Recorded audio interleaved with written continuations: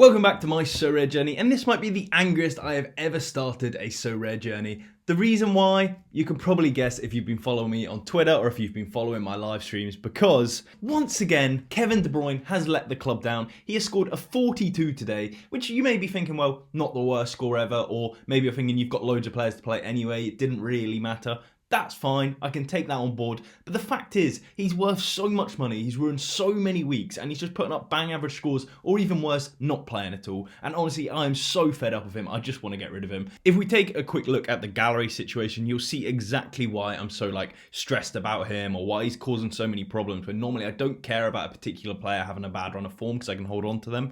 But he's over 20% of the gallery. So what that does, if you're new at home and you're trying to learn, the problem with that is that it takes away too much from other players, because I can get rid of him and strengthen with a defender, midfielder, maybe even extra goalkeeper. I can put out an extra lineup for the cost of Kevin De Bruyne. So it's really not working for me.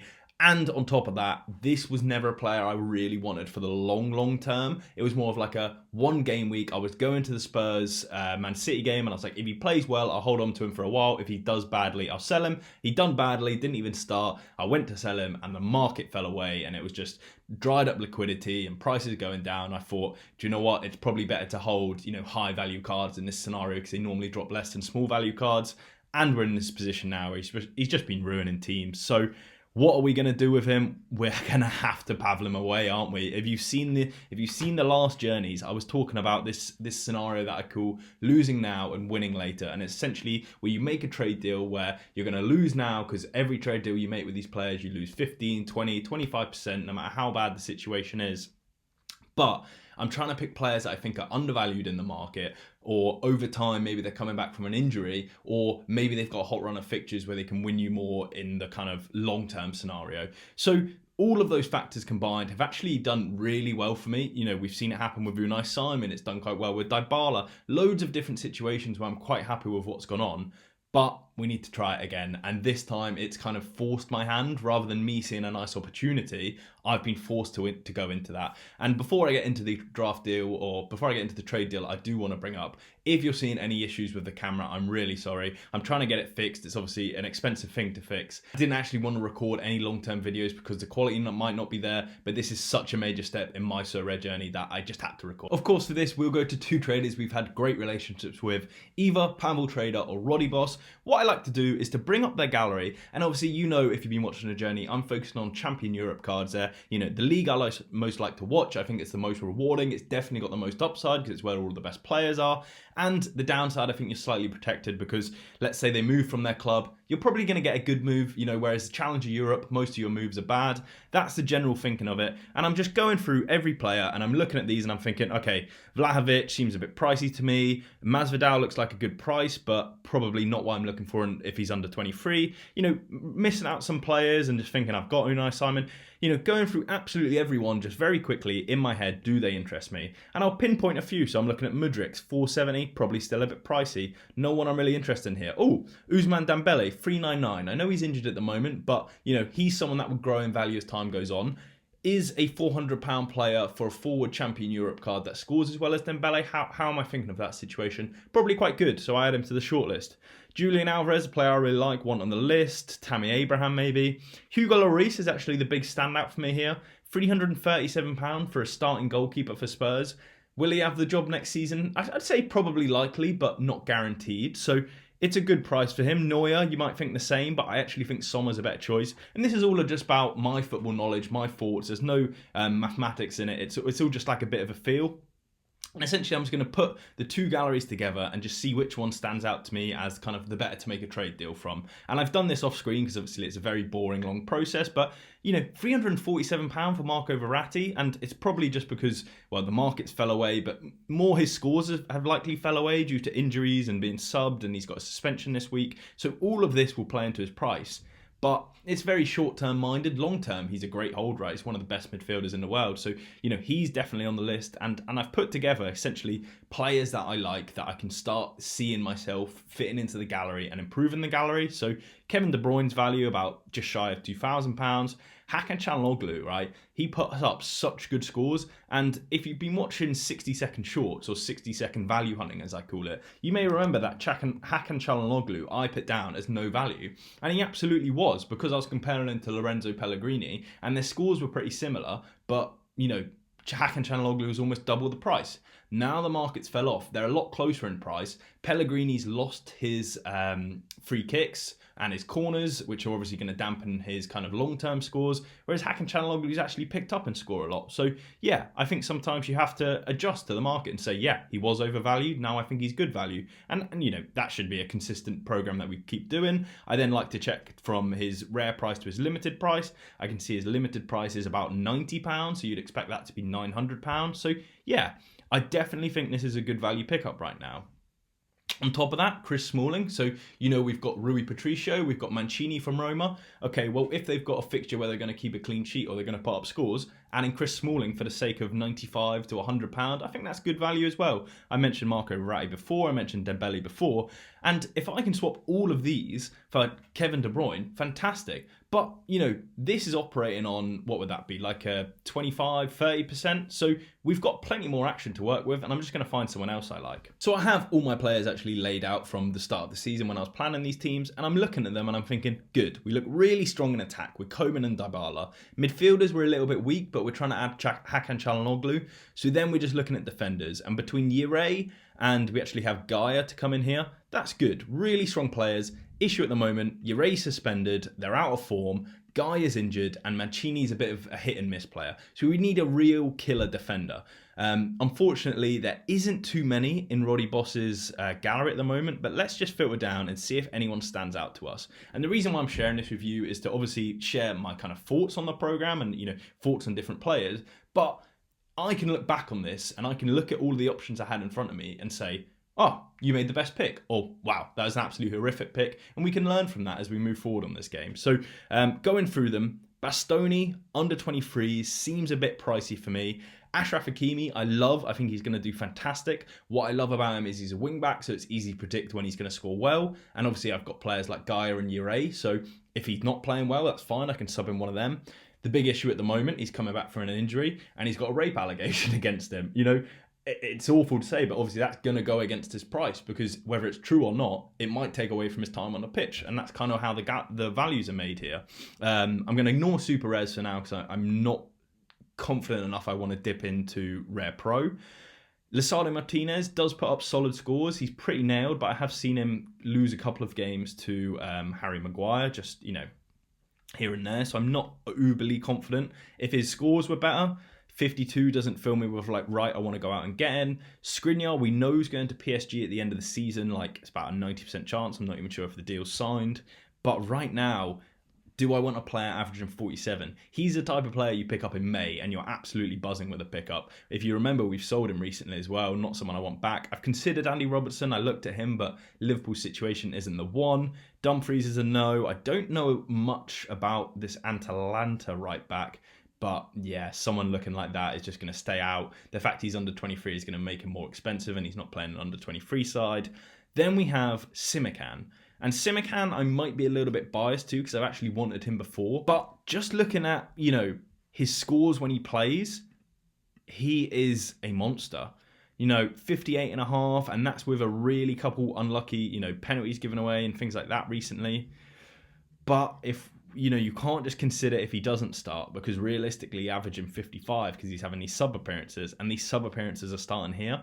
But that will obviously play into his price. So I'm thinking maybe I add Simikan, hope he gets his starting spots back and goes back to a 58, 59 sort of player. And again, he's like Hakimi, where you know he's a wing back. You know against weaker opposition he's going to score well. Against your Bayern Munichs, against your Borussia Dortmunds, he's going to score badly. So, you know, I like those predictable scores because they help you make better teams at the end of the day.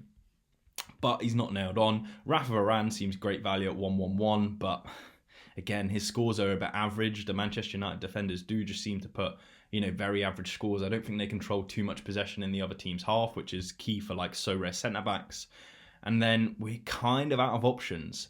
So it really does annoy me, this, you know, we're so close to the perfect trade deal. So I know what I want. You know, if you've seen in Pavel's gallery, the guy I want, Hugo Lloris, I think great value for a starting goalkeeper. I know he's supposed to be fit in March. It's March now, so a week or two, and then he should, maybe double in price is a bit ambitious, but 50% I'd expect easy once he's back and fit and playing. Fraser Foster hasn't really put up much of scores that I think will challenge him in goal. So yeah, we're right on the cusp of deciding what to do.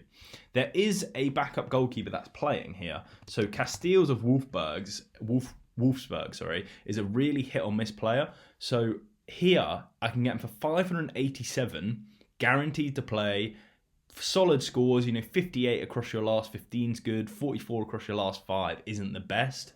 So is that someone I want in my club, or do I want to go with someone more like Hugo Lloris that has more upside? And I would definitely pick Lloris, right? If I had the choice and they're in the gallery, I'd pick Lloris because, like I said, I expect Lloris to 50x within, or 50, rise 50%, 150%, rise 50% in the next coming weeks, right? But he's not in this gallery. So do I pick someone up that I then want to send to Pavel to then be able to get Lloris? There's so many different scenarios here and none of them are looking great. So maybe Simikan's the best option because we know we need a defender. We're adding Smalling, but that's more of making a whole team. You see, when Hakimi scores, he's there at 58. It's a very strong score.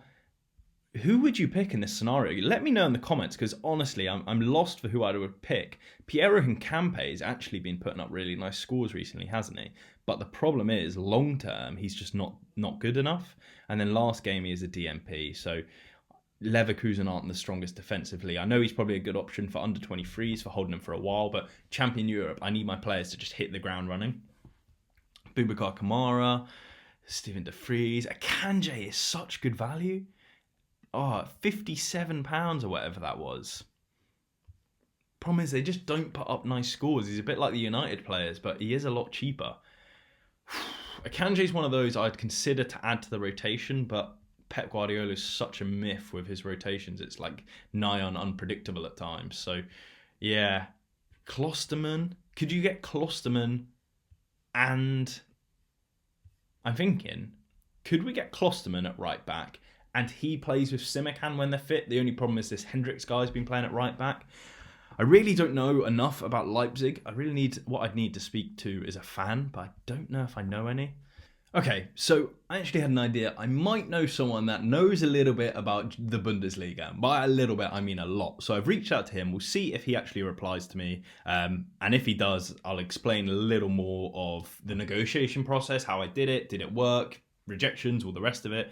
But I think Mohamed Simikan is a great selection at his price range at the minute. You may be thinking, oh, you said you didn't want to play under 23 prices, but he's obviously under 23. But the difference is if you're picking up an injured player or a player that's out of rotation, I think, yeah, a chance to play an under 23 player is a safety precaution because he's got the next 10 years where he might come back to full fitness and be the best player ever. And if we're looking at his long-term projections, right, he's at Leipzig for the next 7 years. I think this is a fantastic pickup. Maybe now is not the right time. So that's why I'm reaching out to the anonymous, for now, expert, and we'll see what his opinion is. If it's similar to mine, then yeah, we'll go straight for it. We can add Klosterman, and I'm thinking maybe just add Akanji as well. That gives us so many options in defence, and like I was saying, I really want Hugo Lloris at one point, so maybe we pick out some of these players that we don't want and send an offer to Pavel, get Hugo Lloris, and then we have our perfect gallery. We'll leave it there for now. When I know more, I'll get back to you.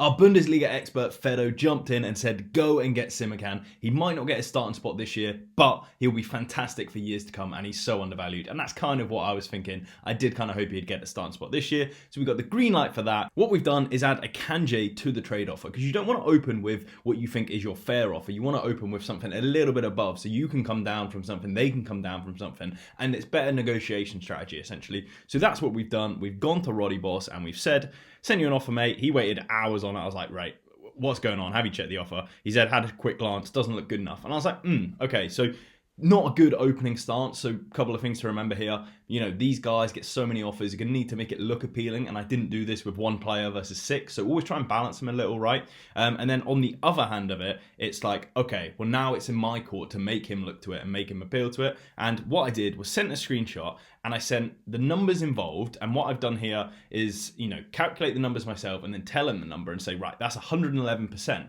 And what I'm hoping he comes back with is, well, I want 15% or I want 20%. But the key here is the number isn't what I'm focusing on. The numbers that I use to calculate the numbers are more interesting. So what's happened is 1979 is the price I want to use, and 177 is the price I want to value his cards at. Whereas if he said 1841, we'd be in a lot of trouble. And I think that's a great negotiation strategy, right? Because then you're not arguing about the different numbers, you're arguing about the percentage. And the percentage is fine, you know?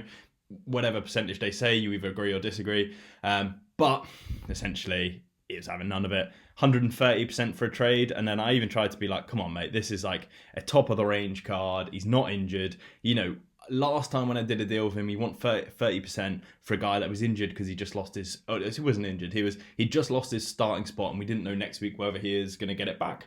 Perfect, that's worth 30%. But Kevin De Bruyne is not worth taking a 30% cut on. I'm pretty sure I could list Kevin De Bruyne at minus 30% of his last sale and get a sale within like 10 minutes. So not something I'm going to do. I really do think for him, I know he gets a lot of business, but this was a particularly bad business standpoint from them. They just have these set rules, and it's like it's 30%, and or you know, if you include ETH, I might give you some discount. But you know, they need to be a bit smart with their tactics. And you know, a good player like this for Kevin De Bruyne is essentially the players you want in your gallery. Just for me, I don't want him because yeah, he's pissed me off for so many weeks now. I just want to, you know, reevaluate my situation, and he takes up too much of the gallery. So yeah, we'll have to go on to someone else. And you'll see James Maddison on screen, and I'm trying a different approach with this one. I'm thinking of a player I really want, a player I really think's undervalued, or maybe not undervalued, but is exactly who I want for my team if I had ETH, right? If I sold Kevin De Bruyne, who would I go and get? And the answer is James Maddison. And what's interesting about James Maddison is that there's only 3 on sale, right? 2 rares and 1 super rare,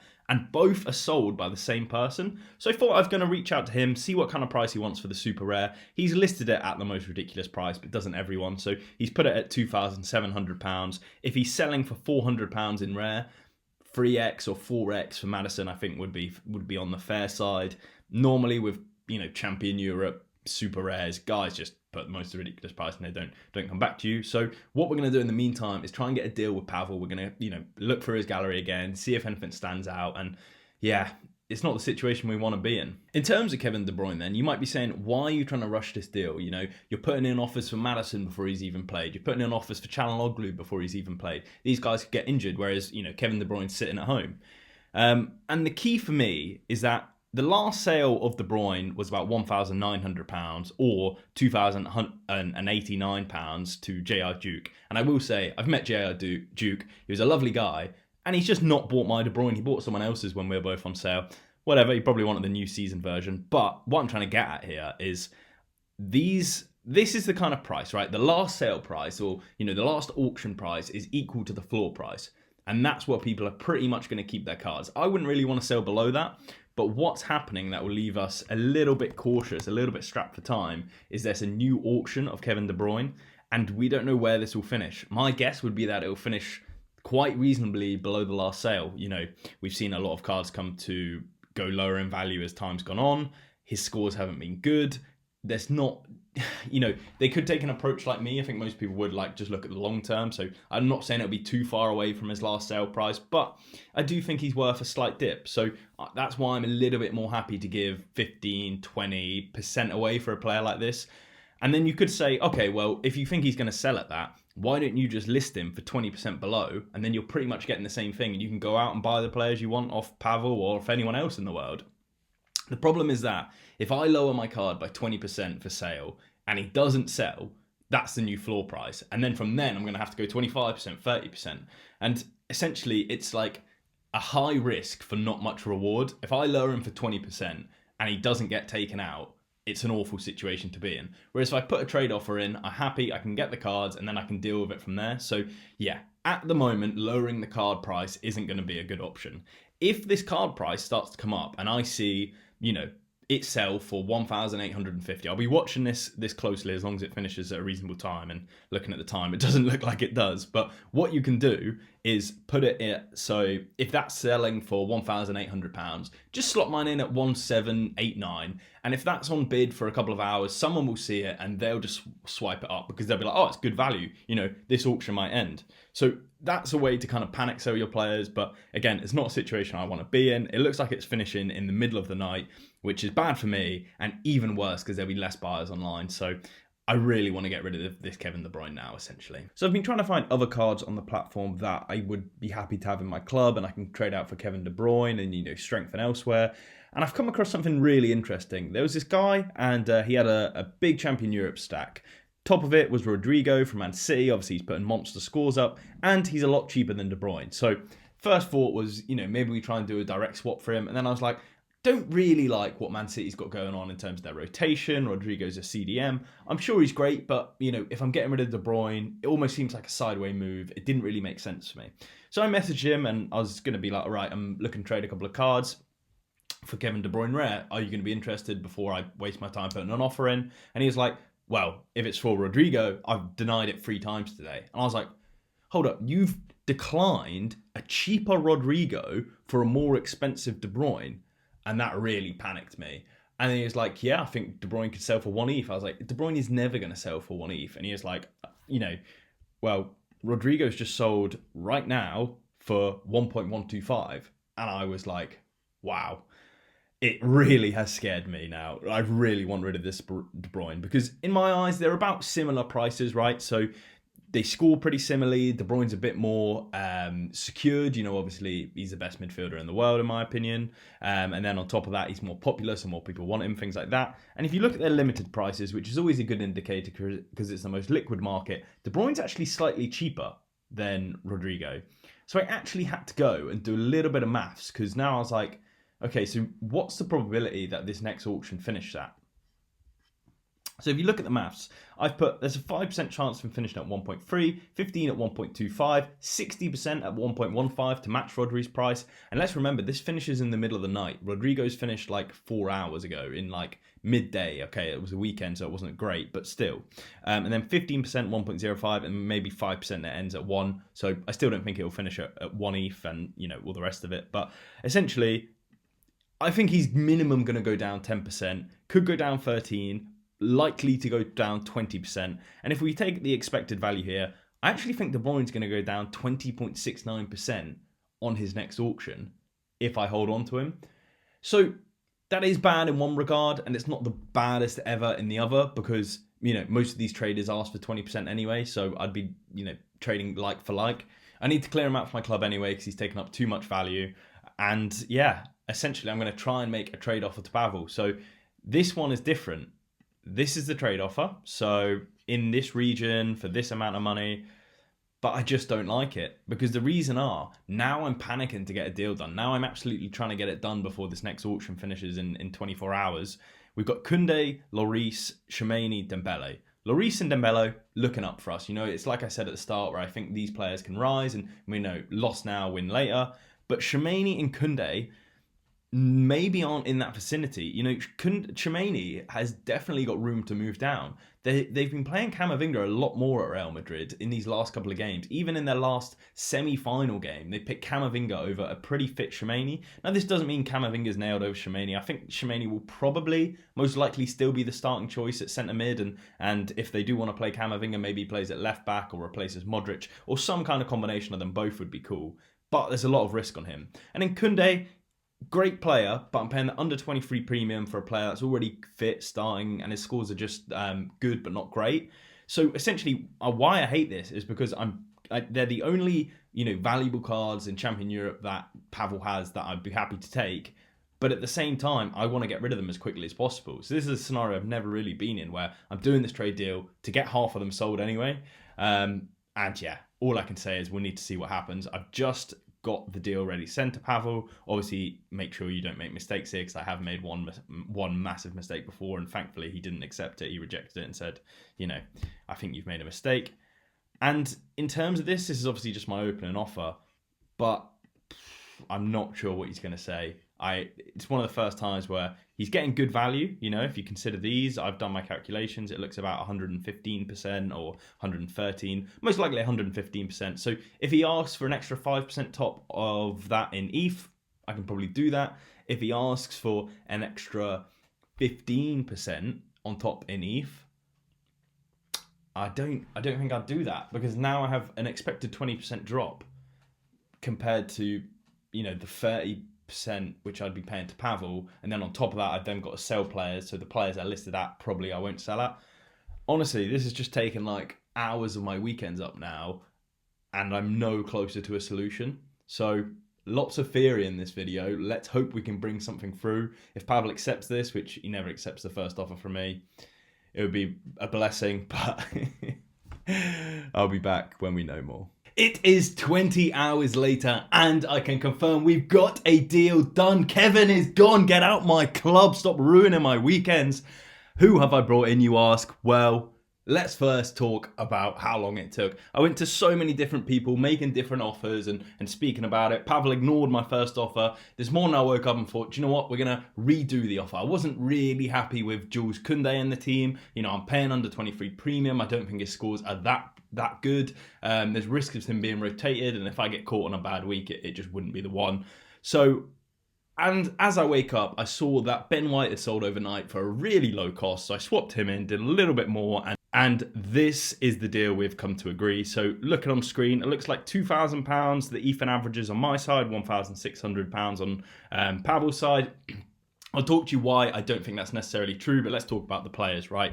Tyler Adams averages 56 in the Leeds team, £77. Just seems really good value for him. It's a difficult one where he's a CDM, and most games for Leeds are difficult in the league, so that's why his scores are quite consistent. So he's not going to smash the lights out, but I can see me using him in the cap modes or maybe like quiet midweeks. I was thinking Premier League cards are probably quite good to pick up right now because Sorare haven't pushed them at all, and I feel like, you know, the fact they've got all these tickets to the games, having a set of Premier League rare cards or a rare Premier League team could be really beneficial. Maybe they'll do like a Premier League special weekly, or maybe even a league that's Premier League cards only. You know, they'll want to push this league, they'll want to get it out there. So it's a side thought for me. It's not a strategy, it's just a side thought that makes him a little bit more appealing. So he's someone that's come in. Orlean Shimeni, we discussed before, a little bit risky. He's not someone I'm looking to stick in my club, but in terms of talent, long term, you know, the guy's going to be an absolute monster. It's just at the moment he's a little bit dubious. We'll see if he plays tonight, but it shouldn't have too much impact on his short-term price. Ousmane Dembele is injured. Average price 399, floor 445 or 455. And looking at this, I didn't actually realise sometimes you get a return date, and his return date is literally next week. And I saw he's training, he's ready to train with the team again. So really confident in that. In terms of his price, good price, probably hopefully can grow up as he gets more fit and then back in the starting team. I might give it one game, see how he does, because he's really talented, really strong scorer for Barcelona, but the rotation risk is always strong in that team. Hugo Lloris, pretty much the same. He's expected back in 2 to 3 weeks though, and I spoke about before, expect him to rise when he's back in, you know, getting a starting spot. Ben White, you know, sale price of £160 for what I think's a pretty nailed right back at who is top of the league in the Premier League. And, you know, I wouldn't call them the best team, but, you know, by definition, they are kind of the best team in the league at the moment, right? So I think that's really good value. And again, being a wing back, I speak about it all the time, you can get predictable scores. You know when they're going to score well, most likely, and I like that. And Oyhan Sanchez, just one of those, you know, I have my Bilbao stack, and I was like, easy player to add to the list. I've previously sold him before, and as I sold him, he got 100. The week after, he got nothing. The week after that, he got 90. So not sure what I'm going to do with Sanchez. One, for the long term, he's an absolute killer, but so rare at the moment, maybe not. We'll see how it does.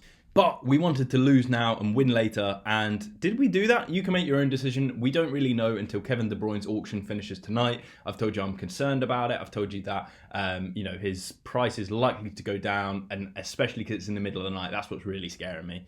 So I have made my expected values. I think Kevin De Bruyne will go for £1,500. Wimmer, Weisniger, it was just all added up in just like fodder essentially, and I added a tiny bit of ETH to make it an expected value of £1,578.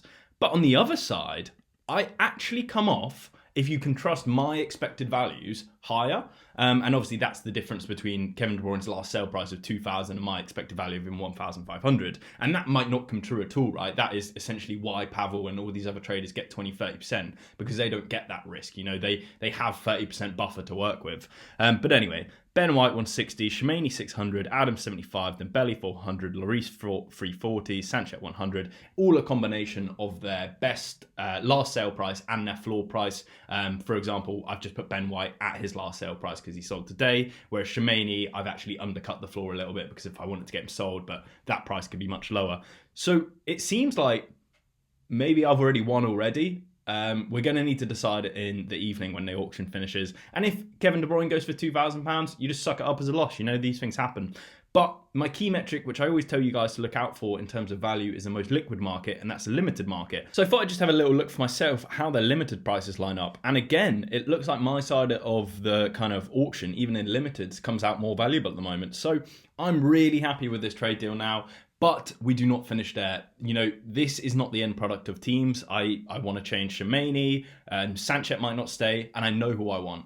Well, I know who I want, but it's more than one person. So James Maddison, I was on stream and, you know, you guys in the comments actually let me know how well this guy scores. So looking at him, definitely one I want, but there's only 15 cards of him, so getting a trade deal for him is going to be really difficult. I'd need to raise ETH, and then looking at Chelsea, Brentford away, Palace away, their difficult fixtures, Man City at the end of the week, and obviously being a centre attacking mid, he's going to be very dependent on how easy his fixture is, and it's tough fixtures, so I'm not in a rush to get him, if that makes sense. On top of that, you then have his transfer rumours, and for me, it's probably a good thing. You'd want him to get a move, you know, where could he go? It's only really upwards, probably in the Premier League because he's English, but that does bring in more risk because, you know, a move of clubs, he might lose free kicks, he might lose corners, all of that. So just know there is a risk aspect to James Maddison. If I do get him, I had him in limited this week and loved it. Remy Cabella just seems like Mr. Consistent in League One. Doesn't really matter who he plays. Averages 62, which is higher than Maddison. Actually, lower than Maddison, sorry. But he comes at a lower price of £226. This guy, 177 cards. There's a load of people that I reckon would accept offers for him. It's just whether I want to go out and get him right now. And then if I make a trade deal, I'm losing 20% on top of that as well. So, you know, it's really going to add up if you do 20%, 20%, 20%, and just keep grinding down. You want to do these trade deals really when you need them or when you think there's a little insight you can get into them. And then finally, for the killer of the division, the champion Europe, best defender in my opinion, Kieran Trippier. He's got a really nice run of fixtures, and he's, you know, again, the wing back. You want, you know, Wolves at home, Nottingham Forest, maybe not Man United, West Ham I'd be happy to take. And it doesn't really matter who he plays. I mean, look how consistent he is. The only problem, a high price tag. He would be an all-in Shemani and some other fodder to get the value. But then, yeah, again, 20% on top of that is a lot. But I would definitely do it for Trippier. If we're looking at his limited value, and this is the only caveat to the limited value, his limited value is almost double his rare. So you would be telling me, guys, oh, really good value. The only thing you do have to watch out for is number of cards, of course, for like a market cap, right? So his rare cards are actually more than his limited cards. And this is a really unique situation where Trippier had cards at Atletico Madrid in rare, but never in limited until very late down the line. So it doesn't happen with many cards, but you do have to be aware of it. So there are some players I'm looking to try and get, but I'm not looking to bring them out right away. You know, Sunday is an awful time to try and make deal for cards because people don't really want to buy your cards. They're just, everyone's looking to sell. And then Thursday as the deadline's coming up, or, you know, Tuesday evening, that's when sales really get done. But it's definitely mainly like a Thursday, Friday thing. So that's when I'll try and get the actual sales. Ben White, I've got, you know, a £30 buffer, so I can put him up and hopefully get a sale. And then I could start making moves for maybe a Remy Cabella or just building an ETH balance. But that's where we're at for now. But I do just want to update you guys on how well my scoring's going. If you watch my shorts video, the last video actually said, how am I so bad at Sorare? And I'm starting to recover. I actually really tried to get better this week because it's important not to just have a bad week and just write it off and say, right, that's me, bad. It's, you know, why did I make bad selections? What's gone on? Where can I improve? And you guys on the live stream really did help, you know, picked up some bargains for me. We had discussions on players that were good. So I'll look forward to doing more of those. And if you do want to get involved, we're obviously very late into the video now, so this is going to be the hardcores that watch. I would really advise joining my Discord. There's a link in the description. The reason for that is that I'm trying to grow a little hub of people that, you know, enjoy Sorare. I can have good conversations with, that can, you know, teach me, I can teach them. And it's like, you know, everyone wants a second opinion. So that's where it started, and we've got a good group of us in there now. I think there's over 100 people. But I'm trying to grind it up. I'm trying to make it really interactive, so there's always conversations going on. And one initiative I've done to start this is hashtag beat Alex, win ETH. So essentially, I'll be doing little giveaways. This week is £10. If you beat my score, I'm going to put you into a giveaway, and one person will take that. You know, the more this channel grows, the more the Discord grows, the more we'll be able to do these giveaways. So go and check that out, and yeah, stick around for some conversations, ask questions in there, and see what other people think. There's plenty of people that really know the game and can give you some good value tips.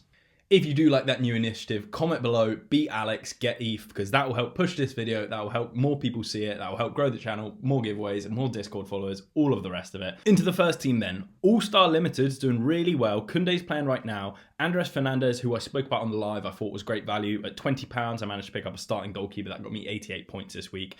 Ki Sung-young looks like he's let down the team, but as you'll know, the K-League scores are delayed. And then we've got the Real Madrid boys to see how they can do. We don't really care for the draft teams. 220 was a training team. 220 again was a training team. 240, I'm actually hoping can do quite well. I know Ramos and Fidel don't look like they've put up good scores, but their averages aren't that good. You know, Max could be a tier 2 if Pellegrini and Lukumi show up, but because we get the ETH rewards in here, we could get $50 of ETH, which would be lovely.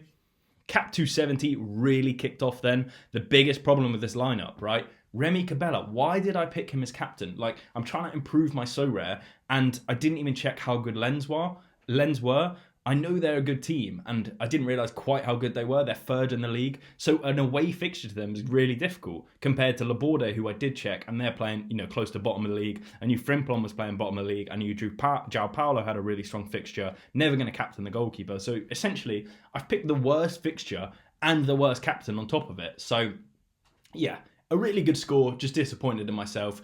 Do as much research as you can. You know, use a Sorare lineup builder or Sorare data lineup builder. Use Play Sharper. Use the betting odds to see how strong the favours is. I do have a lot of teams, so there's a lot going on. But yeah, I could have done slightly better. Still a massive score, 400 points. Let's go. Champion Europe was this close to being a killer team. Always captain the GOAT. That might have to be, you know, the ongoing series here because he is showing up this year in France and in the World Cup. Really unlucky, 87th minute to concede for Bayern Munich, but that happens. James Maddison having an awful game and getting a 60. That's why you guys suggested I pick him up, and I have, so thanks for that. On to Champion Europe Rare. Not a lot to say. You know, we've seen it before. Kevin De Bruyne. Yeah, hopefully the Roman boys pull through, but not for Sorare, for Roma. We need them to get the top 4. This is a massive game, and it's going off this evening. If you've been watching the Learning AI series that I do, this Premier League team might be really interesting to you because it includes a common card, and you might be wondering, you know, why have you played it at all? Essentially, I've been developing in the background different spreadsheets with the help of other people that essentially allow you to look at the best competition, and Premier League Pro really stands out as a really rewarding division. Now, I can't show you this because we're still working on it, but if any of you are spreadsheets or AI geeks and you want to get involved, there's a secret part in my Discord. What we're trying to do is build different aspects that will help you get better on Sorare. So in order to get into the group, what you need to do is obviously add stuff to the group. So we've got a load of spreadsheets to work on. If you want to work on someone yourself, you can do it. There's like 2 or 3 of us that are really in the thick of it at the moment, but we want to grow that to maybe 10 people that know what they're doing. And yeah, it will really help you, but obviously you do have to put some work into it. So if that interests you, drop me a DM somewhere on Discord or Twitter. But besides that, the Premier League Pro team really pays out, and you can put in a really cheap team. Like Dwight McNeil was about £15 or something like that. And then obviously I had a few of these players from my under 23 team that didn't make the cut. But, you know, 330 points, and we're already on a tier 3 limited with the Man United game still going on. So there's a lot that could happen here, but it's all about identifying what's the best league to play. And yeah, it's very hard to do that on Sorare because it doesn't tell you how much they reward, and that's where the maths comes in. That's where the spreadsheets come in. So if you watch the next AI series and they take ages to make, you'll see what I mean. But until then, maybe you want to get involved and maybe just want to wait. Under 23s absolutely smashed it this week. 360 points. Donnarumma, man. Is it a error led to goal? He was in bad position, but it's also a really good shot. Little rant from me. Besides that, everyone else did pretty solid. You know, I haven't really been focusing on under 23, so I'm really happy if I come out with a tier 2 limited here, and it'll be higher end of the division. And I think that's pretty much it for me. I'm, again, happy with my teams. I just need a little improvement on the rare Champion Europe team, as you've seen. But besides that, everything seems to be going really well on Sorare for me. Obviously, I understand prices are down. I've spoke about that in, you know, one of my most popular videos on why I think it's more cyclical, and Sorare is going to do what they can do to improve it, but not to panic at the moment. The worst thing you can do is panic. But please, you know, operate in your own means. Don't just listen to me. If your emotions are being adversely affected by Sorare right now, you need to take some money out of it because it really shouldn't be. Thank you so much for listening. I hope you enjoyed the long version of my Sorare journey. And yeah, all the best to you. Cheers.